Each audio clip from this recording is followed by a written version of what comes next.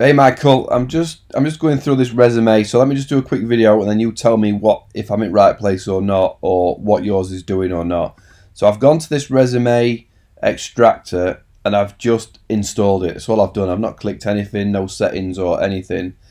When I come up to it here, when I click it, it should open like this, right? It tells me what to do.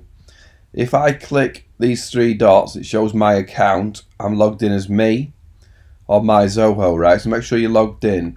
So now when I go, I've got a test CV up. So what you have to do, from what I can tell, is you just highlight whatever you want the information to be. So I'm going to highlight all this info here, and then I tap that, and it finds that information. If you've got a little square here, your pop-up blocker's not allowing this to open. So just make sure if you've got anything up here that's got a little square in it, just click on it and allow pop-ups, right? So obviously now I've got that information, degree, passed, I guess it says it on there somewhere, construction skills certificate, CTV engineer, CCTV engineer. Obviously there's no name, but wherever you're watching or trying to pull some information from, you might have a name. So I'll put, obviously this isn't the name. What should I put? CCTV test,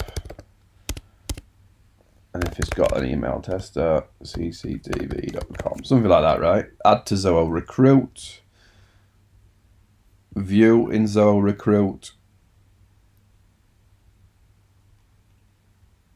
and there it is, right? So that's it now, in all that information within Zoho Recruit. So as I say, click that button. If you're not highlighted anything, it just shows you what to do. But you're just going to highlight something and then click the button, and it'll pick up what you're trying to tell it. It'll try and map out the forms. So do that. If you're not seeing anything, like I said, you might have a box here. That first review in when you go here and go reviews, the first person, amazingly helpful, productivity. It wasn't working for me a couple of months because of my browser's pop-up blockers and third-party cookie settings, but I got a shared. So if what I've sent doesn't work, you can also go here and just contact support, right? Just send them a message. Sounds like they'll reply to you.